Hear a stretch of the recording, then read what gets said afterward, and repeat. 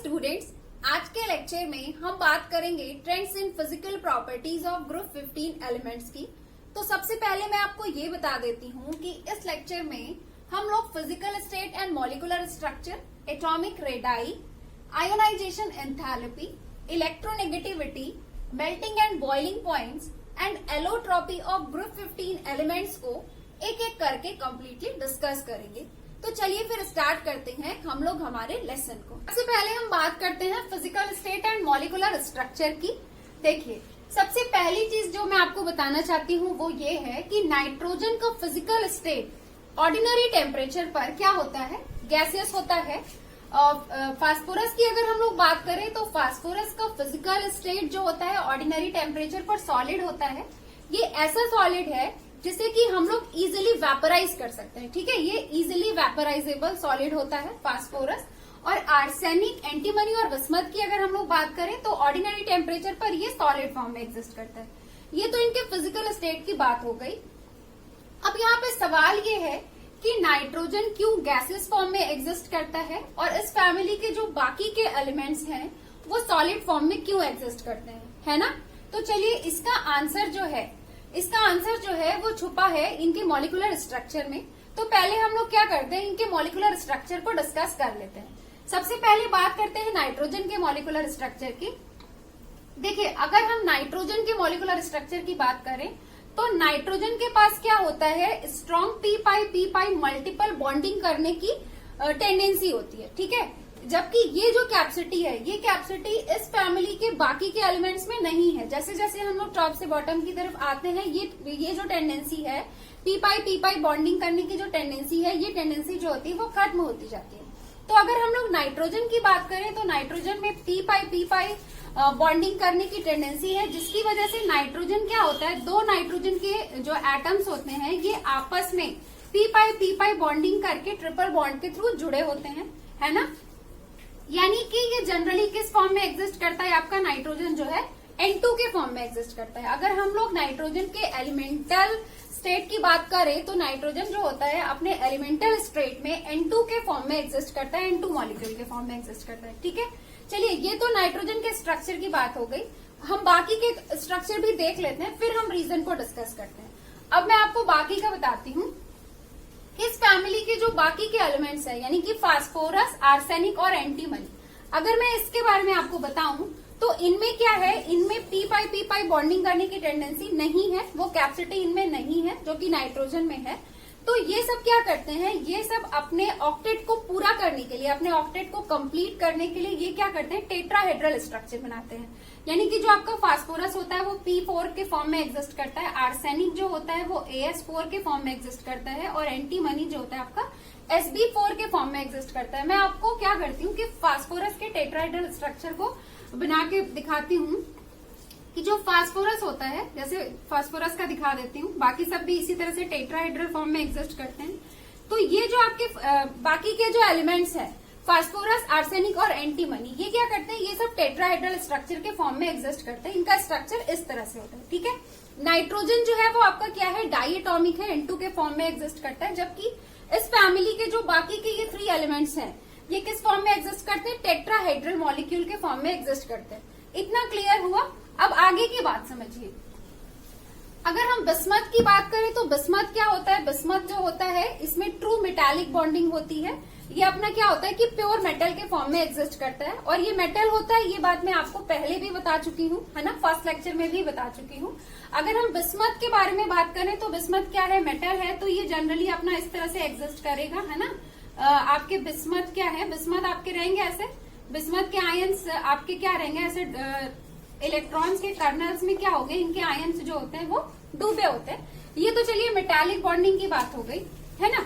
चलिए, ये तो फिलहाल स्ट्रक्चर की बात हो गई। अब सवाल ये है कि हम स्ट्रक्चर तो समझ गए हैं, अब हमें क्या करना है, स्ट्रक्चर की मदद से हमें ये समझना है कि नाइट्रोजन क्यों गैस के फॉर्म में एग्जिस्ट करता है और बाकी के एलिमेंट्स इस फैमिली के क्यों सॉलिड के फॉर्म में एग्जिस्ट करते हैं, है ना। तो इसका आंसर इस तरह से देखिए, नाइट्रोजन का क्या होता है, ये N2 के फॉर्म में एग्जिस्ट करता है और ये क्या है, ये स्मॉलर साइज का मॉलिक्यूल है ना। यहाँ पे मॉलिक्यूल क्या है, स्मॉलर साइज का मॉलिक्यूल है। तो स्मॉलर साइज के मॉलिक्यूल्स के बीच में क्या होता है कि ये जो आपका वॉन्डर वॉल्स फोर्स लगता है इनके बीच, ये जो वॉन्डरवॉल फोर्स इस पे लगते हैं, ये जो फोर्सेस लगते हैं, ये क्या होते हैं? वीक वॉन्डरवॉल फोर्सेस होते हैं। ठीक है, नाइट्रोजन का क्या है, साइज छोटा है, इसका मॉलिक्यूलर वेट कम है, तो इनके मॉलिक्यूल्स के बीच में जो वॉन्डरवॉल फोर्स काम करता है वो वीक वॉन्डरवॉल फोर्स होता है। जबकि वहीं पे अगर हम लोग फास्फोरस, आर्सेनिक और एंटीमनी के बारे में बात करें तो इनका क्या होता है? ये जो हैवियर एलिमेंट्स हैं, ये जो हैवियर एलिमेंट्स हैं, इनके जो मॉलिक्यूल्स हैं, अभी जस्ट हम लोगों ने देखा कि ये किस फॉर्म में एग्जिस्ट करता है? टेट्राहेड्रल मॉलिक्यूल्स बनाता है ये। तो ये क्या करता है? बड़े बड़े साइज के टेट्राहेड्रल मॉलिक्यूल्स बनाता है। तो इनके जो मॉलिक्यूल्स के बीच में, इनके मॉलिक्यूल्स के बीच में जो आपका वॉन्डरवॉल फोर्स काम करता है, आगे के भी मॉलिक्यूल्स रहेंगे, तो इनके बीच जो वॉन्डरवॉल फोर्स काम करता है वो क्या होता है? स्ट्रॉन्ग वॉन्डरवॉल फोर्स होता है। ठीक है, तो नाइट्रोजन का साइज छोटा होता है, उसका मॉलिक्यूलर वेट जो होता है कम होता है, तो उनके मॉलिक्यूल्स के बीच में जो वॉन्डरवॉल फोर्स काम करता है वो वीक होता है। इनका साइज बड़ा होता है, इनका मॉलिक्यूलर वेट ज्यादा होता है, तो इनके मॉलिक्यूल्स के बीच में जो वॉन्डरवॉल फोर्स काम करता है वो स्ट्रॉन्ग, वो क्या होता है? स्ट्रॉन्ग वॉन्डरवॉल फोर्स होता है। ठीक है, तो नाइट्रोजन के केस में वीक वॉन्डरवॉल फोर्स लगने की वजह से क्या होता है? नाइट्रोजन के जो मॉलिक्यूल्स होते हैं वो गैसियस फॉर्म में एग्जिस्ट करते हैं। समझिएगा इस चीज को। उसका नाइट्रोजन का क्या है? साइज छोटा है, मॉलिक्यूलर वेट भी कम है, तो वो क्या है? हल्का है, और उनके बीच क्या है? जो फोर्स काम कर रहा है, जो मॉलिक्यूल्स के बीच जो फोर्स लगता है, वॉन्डरवॉल फोर्स लगता है, वो भी क्या है? वीक है। तो क्या होगा? नाइट्रोजन के मॉलिक्यूल्स आसानी से क्या रहेंगे? दूर दूर रहेंगे, है ना? दूर दूर रहेंगे तो वो किस फॉर्म में एग्जिस्ट करेंगे? सिंपल सी बात है, गैस के फॉर्म में एग्जिस्ट करेंगे। और वहीं अगर हम लोग इन सारे एलिमेंट्स की बात करें, फास्फोरस की, आर्सेनिक और एंटीमनी की बात करें, तो इनके केस में क्या? इनका साइज बड़ा है, ये एग्जिस्ट करते हैं टेट्राहेड्रल मॉलिक्यूल्स के फॉर्म में, बड़े बड़े साइज के मॉलिक्यूल्स बनाते हैं। इनका मॉलिक्यूलर वेट हाई है, इनके मॉलिक्यूल्स के बीच जो फोर्स काम कर रहा है, जो वॉन्डरवॉल फोर्स काम कर रहा है, जो इंटरमॉलिक्यूलर फोर्स काम कर रहा है, वो भी स्ट्रांग है। तो क्या होंगे? मॉलिक्यूल्स पास पास रहेंगे, है ना? वेट भी ज्यादा है, साइज भी ज्यादा है, स्ट्रांग वॉन्डरवॉल फोर्स वहां पे काम कर रहा है, तो क्या होगा? मॉलिक्यूल्स इसके पास पास रहेंगे। और जब मॉलिक्यूल्स पास पास रहेंगे तो वो किस फॉर्म में एग्जिस्ट करेंगे? सिंपल सी बात है, सॉलिड के फॉर्म में एग्जिस्ट करेंगे, है ना? तो ये तो क्लियर हो गया कि नाइट्रोजन क्यों गैस के फॉर्म में एग्जिस्ट करता है और फास्फोरस, आर्सेनिक और एंटीमनी क्यों सॉलिड के फॉर्म में एग्जिस्ट करता है। वहीं अगर हम बिस्मथ के बारे में बात करें तो जस्ट मैंने अभी आपको बनाकर दिखाया कि बिस्मथ में क्या होता है? ट्रू मेटालिक बॉन्डिंग होती है। ठीक है, मेटालिक बॉन्डिंग होती है। इसमें इसके आयंस जो होते हैं वो क्या होते हैं? इलेक्ट्रॉन के कर्नल्स में इसके आयंस जो होते हैं वो डूबे हुए होते हैं। तो ट्रू मेटालिक बॉन्डिंग की वजह से बिस्मथ सॉलिड फॉर्म में एग्जिस्ट करता है। ठीक है, तो ये ओवरऑल क्या हो गया? यहाँ पे आपका ये क्लियर हो गया कि इस फैमिली में कौन से एलिमेंट्स किस फिजिकल स्टेट में एग्जिस्ट करते हैं और क्यों। एक तो आपका ये क्लियर हो गया, दूसरा सबके मॉलिक्यूलर स्ट्रक्चर क्लियर हो गए, दो चीजें। तीसरी चीज और समझिएगा जो यहाँ से क्वेश्चन बन सकता है वो ये है कि यहाँ से एटॉमिसिटी भी पूछी जाती है। अगर आपसे नाइट्रोजन की एटॉमिसिटी पूछी जाए तो नाइट्रोजन की एटॉमिसिटी क्या होगी? डायएटॉमिक मॉलिक्यूल है आपका, है ना? नाइट्रोजन की एटॉमिसिटी क्या है? 2 है, यानी कि ये आपका डायएटॉमिक मॉलिक्यूल है। जबकि ये सब क्या है? ये सब क्या है? इनकी एटॉमिसिटी क्या है? इनकी एटॉमिसिटी होगी टेट्रा एटॉमिक, है ना? टेट्रा एटॉमिक मॉलिक्यूल्स है ना ये सब। देखिए P4, AS4, SB4 इन सारे फॉर्म में एग्जिस्ट करते हैं। ठीक है, तो यहाँ से आपकी ये इतनी बातें क्लियर हो गई है। चलिए अब हम लोग नेक्स्ट प्रॉपर्टी की बात करते हैं। नेक्स्ट प्रॉपर्टी है एटॉमिक रेडाई। तो सबसे पहले फर्स्ट पॉइंट डिस्कस करते हैं। फर्स्ट पॉइंट में हम लोग क्या करेंगे? नाइट्रोजन फैमिली में टॉप से बॉटम की तरफ एलिमेंट का साइज चेक करेंगे। होता क्या है कि जैसे ये नाइट्रोजन फैमिली है, इसमें अगर आप क्या करें कि टॉप से बॉटम की तरफ मूव करें तो आप ये पाएंगे कि जैसे जैसे आप टॉप से बॉटम की तरफ मूव कर रहे हैं वैसे वैसे एलिमेंट का जो साइज है, एटॉमिक साइज जो है वो इंक्रीज होता जाता है। अब सवाल ये है कि ऐसा क्यों होता है? ऐसा इसलिए होता है कि हर बार जैसे जैसे आप क्या करते हो, नाइट्रोजन से फास्फोरस की तरफ, फास्फोरस से आर्सेनिक, आर्सेनिक से एंटीमनी, फिर बिस्मथ, जैसे जैसे आप एक एक लेवल आगे बढ़ते हो, जैसे जैसे आप आगे बढ़े हो वैसे वैसे क्या होता है, हर बार नंबर ऑफ सेल्स जो है वो इंक्रीज हो रहे हैं। जैसे नाइट्रोजन की अगर हम बात करें तो इसका एटॉमिक नंबर क्या है? 7 है। अगर हम इसके इलेक्ट्रॉनिक कॉन्फ़िगरेशन को देखें तो क्या होता है? 1s2, 2s2, 2p3। तो यहाँ पे कितने सेल्स हैं? टोटल 2 सेल है ना। अगर अब इसके बाद आप क्या करिए, फास्फोरस का इलेक्ट्रॉनिक कॉन्फ़िगरेशन देखिए, यहाँ पे क्या है 3 सेल है, यहाँ पे 4, यहाँ पे 5, यहाँ पे 6। तो हर बार क्या होता है, नंबर ऑफ सेल्स एक एक करके बढ़ते जा रहे हैं और नंबर ऑफ इलेक्ट्रॉन्स भी बढ़ते जा रहे हैं, है ना। ड्यू टू दिस रीजन क्या होता है कि जैसे जैसे हम लोग टॉप से बॉटम की तरफ आते हैं वैसे वैसे एलिमेंट का साइज जो है वो इंक्रीज होता जाता है। चलिए ये तो फर्स्ट पॉइंट हो गया। अब हम लोग सेकेंड पॉइंट में आ जाते हैं। सेकेंड पॉइंट में हम क्या करेंगे कि जो नाइट्रोजन फैमिली के एलिमेंट्स हैं इनके एटॉमिक साइज को हम कंपेयर करेंगे कार्बन फैमिली के एलिमेंट से। कहने का मतलब ये है कि अगर हम लेफ्ट से राइट की तरफ मूव करें, मतलब अगर हम कार्बन से नाइट्रोजन की तरफ जाएं तो क्या होगा, साइज घटेगा या बढ़ेगा। अगर हम सिलिकॉन से फास्फोरस की तरफ जाएं तो क्या होगा, साइज घटेगा या बढ़ेगा। यानी कि इस तरह से अगर हम लोग यहाँ पे लेफ्ट से राइट की तरफ साइज को कंपेयर करें तो क्या होगा। तो होता ये है कि जब आप कार्बन से नाइट्रोजन की तरफ जाते हो, यानी कि कार्बन फैमिली से नाइट्रोजन फैमिली की तरफ जब आप जाते हो, लेफ्ट से राइट की तरफ जाते हो, तो होता क्या है कि एलिमेंट का साइज जो है, नाइट्रोजन फैमिली के एलिमेंट का साइज जो है वो डिक्रीज होता है। कहने का मतलब ये है कि नाइट्रोजन फैमिली के एलिमेंट का जो साइज है वो कार्बन फैमिली के एलिमेंट के साइज के कंपेयर में छोटा होता है। नाइट्रोजन का साइज कार्बन से छोटा होता है, फास्फोरस का साइज सिलिकॉन से छोटा होता है, इसी तरह से बाकी के। तो अब सवाल ये है कि ऐसा क्यों होता है, इसका रीजन क्या है।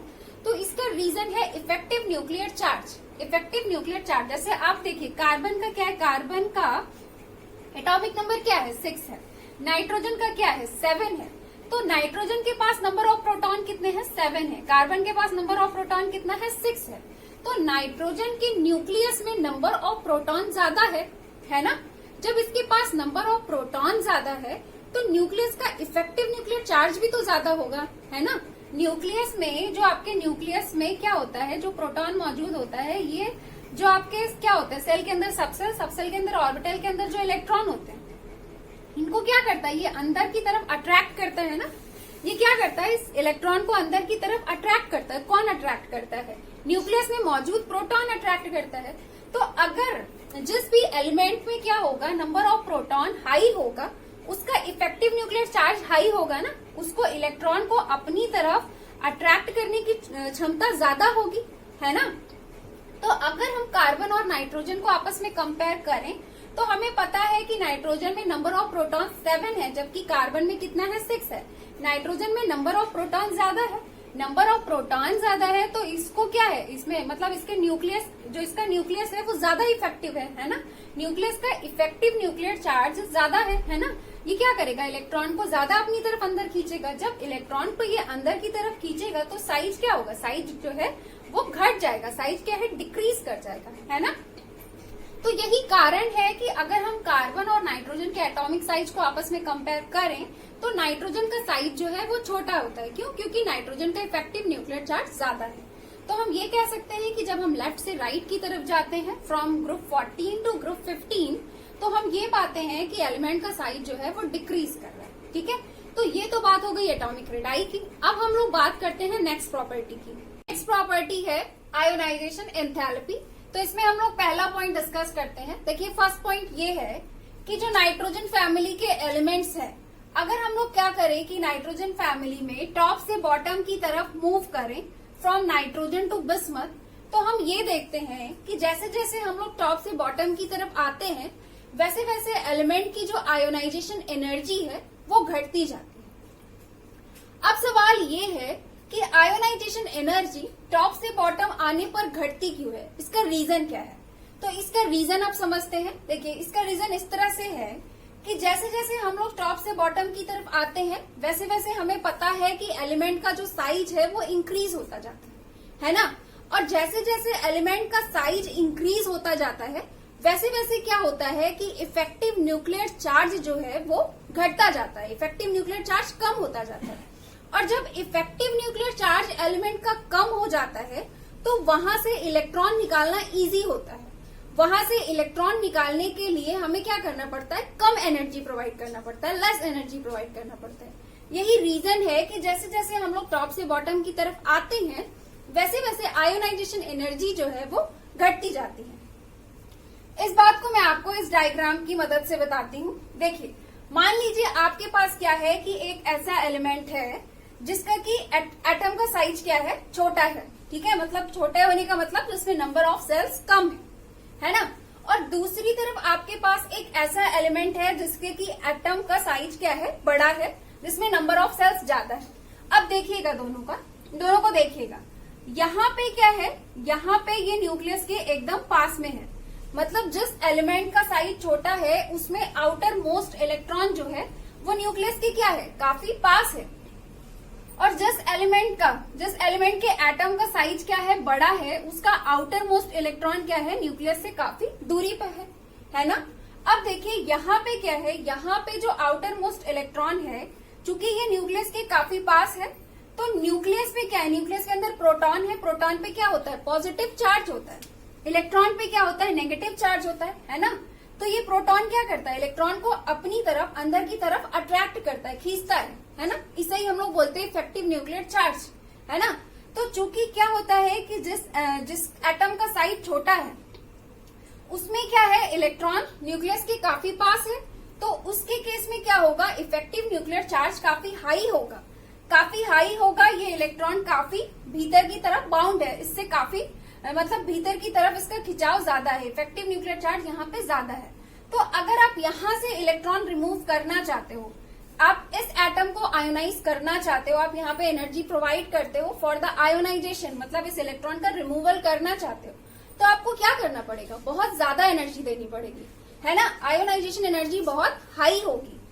अब देखिए अगर बड़ा साइज है एटम का, तब क्या होगा, तब क्या है कि इलेक्ट्रॉन क्या है, न्यूक्लियस से काफी दूरी पर है, तो प्रोटॉन यहाँ पर भी अट्रैक्ट कर रहा है इलेक्ट्रॉन को। मतलब जो न्यूक्लियस के अंदर प्रोटॉन है वो भी इलेक्ट्रॉन को यहाँ पे अट्रैक्ट कर रहा है, मतलब इफेक्टिव न्यूक्लियर चार्ज तो यहाँ पे भी लग रहा है, बट इसके कंपेयर में तो कम लग रहा है, क्योंकि इलेक्ट्रॉन जो है वो क्या है, नाभिक से दूर है, न्यूक्लियस से दूर है ना। तो इस केस में अगर आप क्या करना चाहते हो, इलेक्ट्रॉन को यहाँ से आप रिमूव करना चाहते हो, तो उसके मतलब आप इस एटम को आयोनाइज करना चाहते हो, तो इस केस में आपको इस इलेक्ट्रॉन को रिमूव करने के लिए इस एटम के कंपेयर में एनर्जी कम देनी पड़ेगी, है ना। तो वही मैं आपको बताना चाहती हूँ कि जैसे जैसे आप नाइट्रोजन से फास्फोरस, फिर आर्सेनिक, फिर एंटीमनी, फिर बिस्मथ, जैसे जैसे आप टॉप से बॉटम की तरफ आते हैं, वैसे वैसे जो आयोनाइजेशन एनर्जी है वो क्या है, घटती जा रही है। क्यों, क्योंकि साइज बढ़ता जा रहा है, तो इस वजह से इफेक्टिव न्यूक्लियर चार्ज क्या है, घटता जा रहा है। इफेक्टिव न्यूक्लियर चार्ज घटता जा रहा है, तो इस वजह से हमें इलेक्ट्रॉन को निकालने के लिए, रिमूव करने के लिए हमें क्या करना पड़ता है, कम एनर्जी प्रोवाइड करना पड़ता है। ठीक है, चलिए ये तो आपका फर्स्ट पॉइंट क्लियर हो गया कि टॉप से बॉटम आने पर घटता है, क्यों घटता है, ये भी आपका क्लियर हो गया। चलिए अब हम लोग बात करते हैं नेक्स्ट पॉइंट की। नेक्स्ट पॉइंट में हम क्या करेंगे, हम यहाँ पे ग्रुप 15 के एलिमेंट्स का ग्रुप 14 के एलिमेंट्स के साथ आयोनाइजेशन एनर्जी को कंपेयर करेंगे। मतलब अगर हम क्या करें कि कार्बन से नाइट्रोजन की, सिलिकॉन से फास्फोरस की, जर्मेनियम से आर्सेनिक की, स्टैनस से एंटीमनी की और लेड से बिस्मथ की, अगर हम लोग आयोनाइजेशन एनर्जी को कंपेयर करें तो क्या होगा। तो इसका मैं आंसर आपको बताना चाहती हूँ कि जब आप लेफ्ट से राइट की तरफ जाएंगे, from carbon family to nitrogen family, ठीक है, ऐसे ऐसे अगर आप आगे बढ़ते हैं तो होता क्या है, आयोनाइजेशन एनर्जी की वैल्यू जो है वो बढ़ती जाती है। अब आप कहेंगे कि ऐसा क्यों होता है, आयोनाइजेशन एनर्जी की वैल्यू क्यों बढ़ती है, तो मैं आपको उसका आंसर बताती हूँ कि जैसे जैसे हम लोग लेफ्ट से राइट की तरफ जाते हैं, एलिमेंट का साइज क्या होता है, वो घटता है। कार्बन के कंपेयर में नाइट्रोजन का साइज छोटा है, जस्ट अभी हम लोगों ने डिस्कस किया इसके पहले एटॉमिक रेडाई टॉपिक में, है ना। इसका साइज छोटा है, साइज भी छोटा है, और इसका इफेक्टिव न्यूक्लियर चार्ज क्या होगा, हाई होगा, है ना। अभी जस्ट हमने डिस्कस किया कि जब साइज छोटा होता है तो एलिमेंट का इफेक्टिव न्यूक्लियर चार्ज हाई होता है ना। अब इसका साइज छोटा है, इफेक्टिव न्यूक्लियर चार्ज हाई है, तो इस वजह से आपको यहाँ से इलेक्ट्रॉन को रिमूव करने के लिए ज्यादा एनर्जी प्रोवाइड करनी पड़ेगी। ड्यू टू दिस रीजन कि नाइट्रोजन का आयोनाइजेशन एनर्जी जो है वो कार्बन के आयोनाइजेशन एनर्जी से ज्यादा होता है। ठीक है, तो ओवरऑल आप ये कह सकते हो कि जब आप लेफ्ट से राइट की तरफ जाते हो, from carbon family to nitrogen family, ionization energy जो है वो इंक्रीज करती है, क्योंकि एटम का साइज डिक्रीज करता है और उसका इफेक्टिव न्यूक्लियर चार्ज इंक्रीज करता है। ये तो बेसिक रीजन हो गया। उसके अलावा उसके अलावा नाइट्रोजन फैमिली की आयोनाइजेशन एनर्जी बहुत ही ज्यादा हाई होती है, मतलब जितना हम सोचते हैं उससे कहीं ज्यादा हाई होती है। एक रीजन और भी काम करता है, साइज और इफेक्टिव न्यूक्लियर चार्ज तो काम कर रहा है, उसके अलावा एक रीजन और है पर्टिकुलरली नाइट्रोजन फैमिली को लेकर के कि इसकी जो आयोनाइजेशन एनर्जी होती है वो काफी हाई होती है। अब मैं आपको उसको भी बताती हूँ, वो एक रीजन और भी है, उसको डिस्कस करते हैं। वो रीजन आपका क्लियर होगा इसके इलेक्ट्रॉनिक कॉन्फ़िगरेशन से। देखिए नाइट्रोजन फैमिली के एलिमेंट्स का अगर हम लोग वैलेंस शेल इलेक्ट्रॉनिक कॉन्फ़िगरेशन देखें तो हमें पता है कि ये NH2NP3 होता है ना, ये मैं आपको बता चुकी हूँ। अब देखिए, अब यहाँ पे इसका इलेक्ट्रॉनिक कॉन्फ़िगरेशन क्या है, NH2NP3 है। तो यहाँ पे देखिए इसके पी सबसेल को, ये क्या है, जस्ट हाफ फिल्ड है ना। सबसे आउटर मोस्ट इलेक्ट्रॉन कहाँ पर है, नाइट्रोजन फैमिली के एलिमेंट्स का सबसे आउटर मोस्ट इलेक्ट्रॉन कहाँ पर है, इसके इस पी सबसेल पे है ना, वैलेंस शेल NP3 पे है, पी पे है। तो अब इस इलेक्ट्रॉन को अगर आप रिमूव कर रहे हो तो आप देख रहे हो कि आप कहाँ से रिमूव कर रहे हो, आप इसके P3 से रिमूव कर रहे हो। और ये क्या है, ये just half filled electronic configuration है। मैं आपको बताना चाहती हूँ कि ये जो half filled, just half filled electronic configuration, just half filled से मेरा सेंस है कि पी में टोटल 6 इलेक्ट्रॉन आ सकते हैं, यहाँ पे 3 इलेक्ट्रॉन है, ठीक है। तो just half filled electronic configuration है। तो जो ये just half filled electronic configuration होता है ये स्टेबल इलेक्ट्रॉनिक कॉन्फ़िगरेशन होता है। तो स्टेबल इलेक्ट्रॉनिक कॉन्फ़िगरेशन से इलेक्ट्रॉन निकालना इजी नहीं होता है, क्यों, ठीक है, इलेक्ट्रॉन निकालना इजी नहीं होता है। अब यहाँ से अगर आप इलेक्ट्रॉन को रिमूव करना चाहते हैं तो आपको क्या करना पड़ेगा, बहुत हाई एनर्जी प्रोवाइड करनी पड़ेगी। तो एक रीजन ये भी है कि जो नाइट्रोजन फैमिली के एलिमेंट्स हैं उनका कार्बन फैमिली के एलिमेंट्स के कंपेयर में जो आयोनाइजेशन एनर्जी है वो काफी ज्यादा हाई होती है, ठीक है। साइज का फैक्टर तो है ही कि साइज छोटा है नाइट्रोजन फैमिली के एलिमेंट्स का, इफेक्टिव न्यूक्लियर चार्ज तो हाई है ही, और साथ ही साथ क्या है, इसका स्टेबल इलेक्ट्रॉनिक कॉन्फ़िगरेशन भी है, ठीक है। तो यहाँ पे हमारा ये जो आयोनाइजेशन एंथैल्पी है ये भी कंप्लीट हो गया है। अब क्या बचा है, अब बचा है boiling point, melting point, electronegativity and allotropy. तो ये सारी जो टॉपिक्स है, electronegativity, boiling point, melting point, allotropy, ये सारे फिजिकल प्रॉपर्टीज को हम लोग डिस्कस करेंगे नेक्स्ट लेक्चर में। तो फिर मिलते हैं नेक्स्ट लेक्चर में। Have a nice day, thank you so much.